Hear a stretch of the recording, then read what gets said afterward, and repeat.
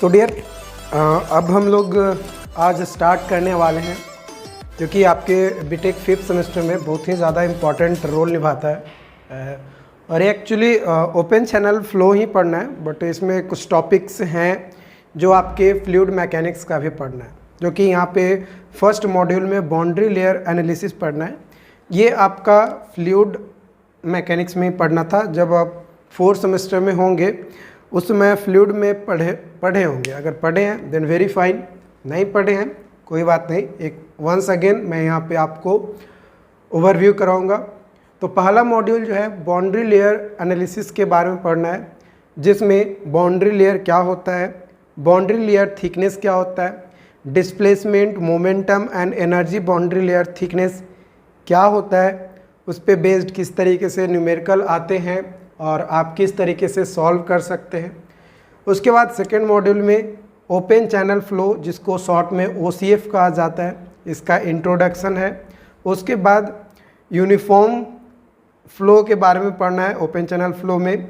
Then 4th module में non uniform flow के बारे में, एंड मॉड्यूल 5 में हाइड्रोलिक जंप के बारे में पढ़ना है, एंड मॉड्यूल 6 में कंप्यूटेशनल फ्लूइड डायनेमिक्स पढ़ना है। ये भी आप फ्लूइड मैकेनिक्स में ऑलरेडी पढ़ चुके होंगे, कंप्यूटेशनल फ्लूइड डायनेमिक्स, जो कि आपका वही चीज़ें हैं जो आपका फ्लूइड मैकेनिक्स में पढ़ना था। थोड़ी बहुत कुछ टर्म्स एक्स्ट्रा भी ऐड यहाँ पे किया गया है, जो आपके इस एग्ज़ाम्स में 5th सेमेस्टर में आपके लिए इम्पॉर्टेंट होगा। तो चलिए हम लोग सबसे पहले स्टार्ट करते हैं अपना पहला मॉड्यूल, जो कि है हाइड्रोलिक इंजीनियरिंग का बाउंड्री लेयर एनालिसिस। ठीक है, बाउंड्री लेयर एनालिसिस में हम लोग समझेंगे कि बाउंड्री लेयर होता क्या है और बाउंड्री लेयर कहते किसको हैं।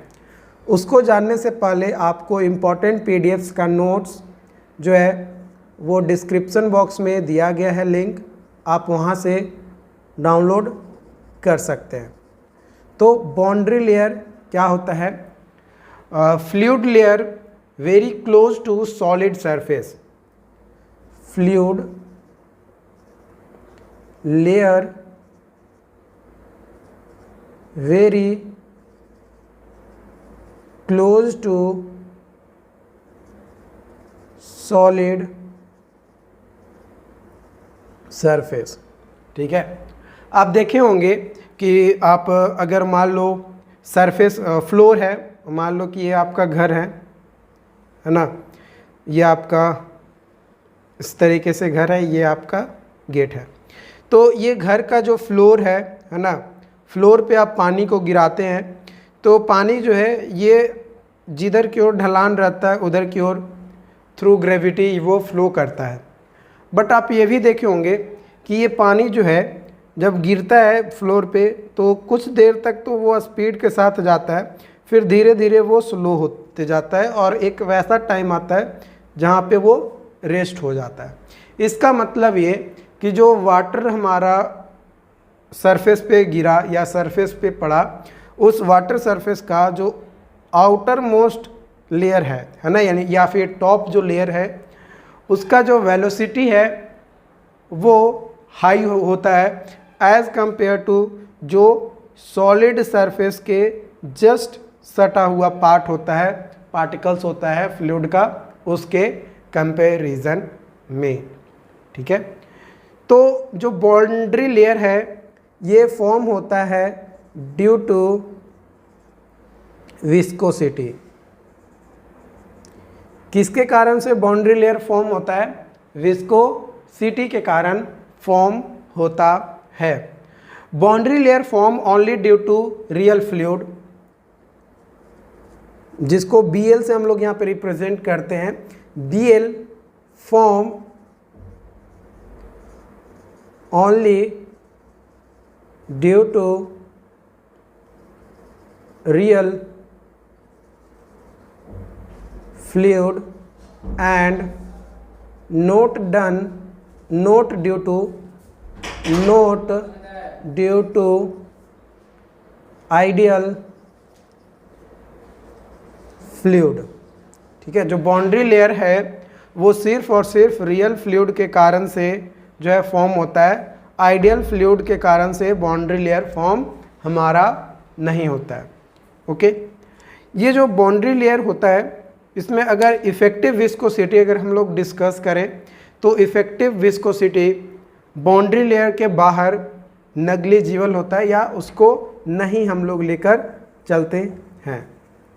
ये चीज़ समझ में आया कि बाउंड्री लेयर कहते किसको हैं, क्या हुआ, कैसे वो फॉर्म होता है, किसके कारण से।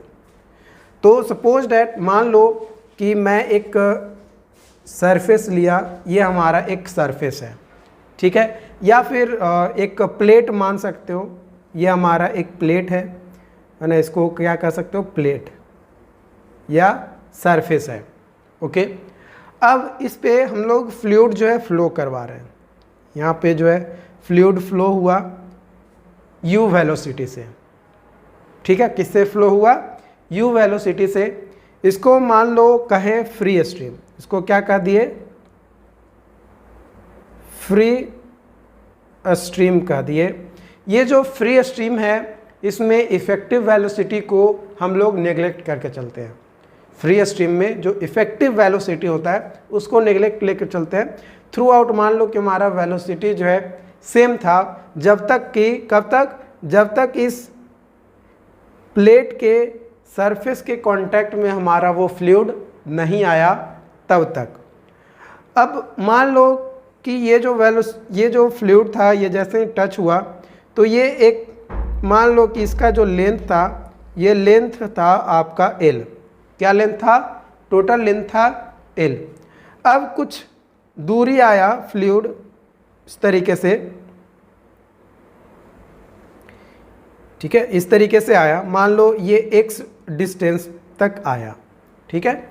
x डिस्टेंस आने के बाद जो प्लेट से सटा हुआ वाला पार्ट था फ्लूइड का वो लगभग रुकना स्टार्ट किया और एक डायग्राम इस तरीके से फॉर्म हो गया, ठीक है, कि भाई इसका वेलोसिटी सबसे कम हो गया। उसके बाद और एक ऐसा टाइम आता है जहाँ के बाद से वेलोसिटी जो है हमारा थ्रू आउट सेम होता है।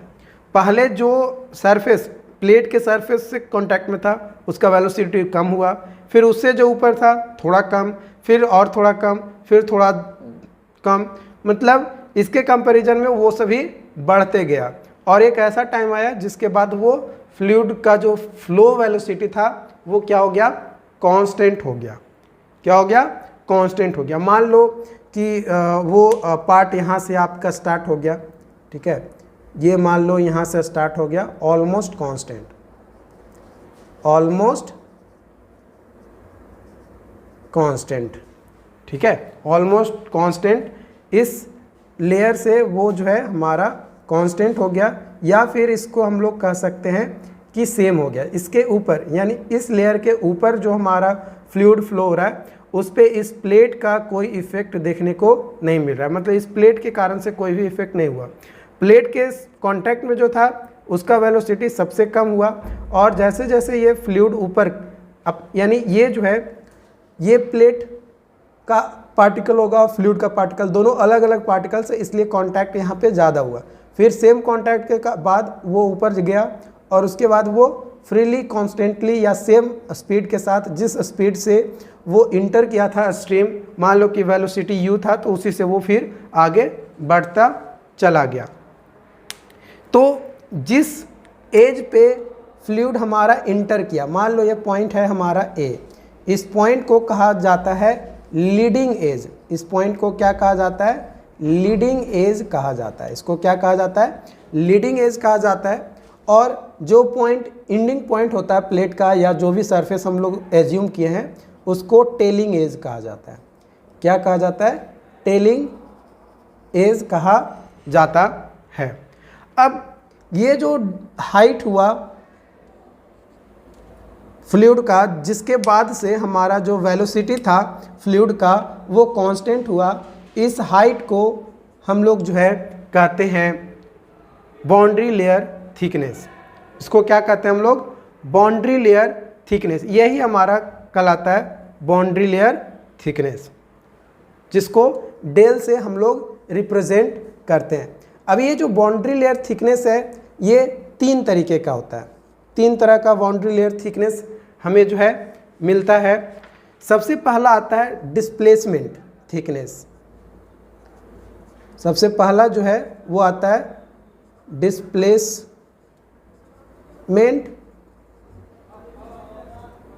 थिकनेस।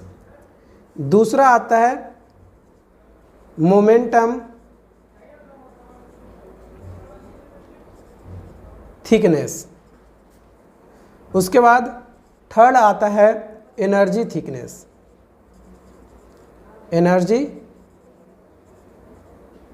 थिकनेस। जो डिस्प्लेसमेंट थिकनेस है इसको डेल स्टार से रिप्रेजेंट किया जाता है, डेल स्टार से। मोमेंटम थिकनेस को डेल थीटा से रिप्रेजेंट किया जाता है और एनर्जी थिकनेस को डेल ई से रिप्रेजेंट किया जाता है। ये आप हो सकता है कि अलग अलग बुक्स में आपको ये रिप्रेजेंटेशन अलग अलग लेटर्स से देखने को मिल सकता है। ठीक है, तो अब हम लोग यहाँ पे पॉइंट एक प्रॉपर लेयर बनाते हैं कि किस तरीके से हमारा लेयर फॉर्म होता है।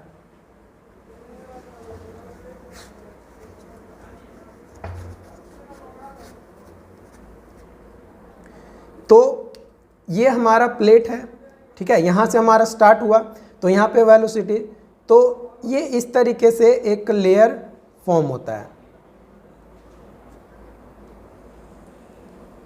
इस तरीके से। तो ये जो लेयर फॉर्म हुआ इसी को कहा गया बाउंड्री लेयर। इसको क्या कहा गया? Boundary layer. और ये मान लो हमारा हाइट हो, ये हो गया डेल। अब इस हाइट के बाद से हमारा जो भी ऊपर, इसके ऊपर का जो लिक्विड होगा, जो भी फ्लो करेगा उस पे इस प्लेट का या इस सरफेस का कोई भी इफेक्ट हमें नहीं नज़र आएगा। यानी इसका जो एंट्री वेलोसिटी मान लो u था तो वो u वेलोसिटी से ही जो है आगे फर्दर की ओर ये मूव करता चला गया। तो ये जो बाउंड्री लेयर हमारा एक फॉर्मेशन हुआ, इस बाउंड्री लेयर के अंदर जो है कपाट को इनसाइड बाउंड्री लेयर कहेंगे और इस बाउंड्री लेयर के बाहर जो होगा उसको आउटसाइड बाउंड्री लेयर कहेंगे। तो आउटसाइड अगर बाउंड्री लेयर है ना, यानी यहाँ पे कहीं पे अगर फ्लूइड है उसमें विस्कोसिटी को नेग्लिजिबल मानेंगे और उसमें ई रोटेशनल फ्लो हमारा होगा। जो फ्लूइड का जो फ्लो होगा वो ई रोटेशनल होगा। बट अगर बाउंड्री लेयर के अंदर के बारे में बात किया जाए तो उसमें जो इफेक्ट ऑफ विस्कोसिटी होगा बहुत ज़्यादा होगा, हाई होगा और रोटेशनल फ्लो होगा। अंदर में कैसा फ्लो होगा? रोटेशनल फ्लो हमारा यहाँ पे देखने को मिलेगा। और इसमें भी ये जो फ्लो हुआ बाउंड्री लेयर के अंदर, कुछ एक सर्टेन लिमिट तक फ्लो जो है लैमिनार होगा, ठीक है। उसके बाद कुछ पॉइंट तक ट्रांजिशन होगा और उसके बाद फिर फाइनली टर्बुलेंट फ्लो हमारा होने लगेगा। ये मैं सरफेस पे बता रहा हूँ अंडर बाउंड्री लेयर। स्टार्टिंग में बाउंड्री लेयर के अंदर हमारा लेमिनार होगा, फिर ट्रांजिशन होगा और देन टर्बुलेंट, मतलब कुछ भी पाथ वो अपना फॉलो करने लगेगा, जिधर मन करेगा उधर वो अपना चलेगा। बट जितना देर तक, जिस लेयर तक ये थ्रू आउट सेम हो, एक पैरेलल लाइन में ये फ्लो करेगा, उस लाइन तक हम लोग जो है कहेंगे कि वो लेमिनार फ्लो में है। ट्रांजिशन फ्लो मान सकते हो कि ना ही वो ज़्यादा टर्बुलेंट होगा और ना ही ज़्यादा लेमिनार होगा, दोनों के बीच में पैरेलल तो लगभग होगा, बट हो सकता है कि वो एक दूसरे को इंटरसेक्ट ना करे, बस इसका फ्लो का डायरेक्शंस ऊपर नीचे हो सकता है बट एक दूसरे को इंटरसेक्ट ना करेगा। तो उसको जो है हम लोग ट्रांजिशन में लेकर चलेंगे। तो आज का जो कॉन्सेप्ट था ये बेसिक कॉन्सेप्ट था बाउंड्री लेयर का और सिलेबस मैंने आपको बताया। उम्मीद करते हैं कि ये चीज़ें आपको समझ में आई हो और आगे हम लोग जो इतने भी टाइप्स हमने बताया बाउंड्री लेयर थिकनेस का, उन सभी थिकनेस के बारे में किस तरीके से डिराइव किया जाता है, क्या फॉर्मूला होता है और उस पर किस तरीके का क्वेश्चंस आता है, वो सभी हम लोग देखेंगे। Thank you.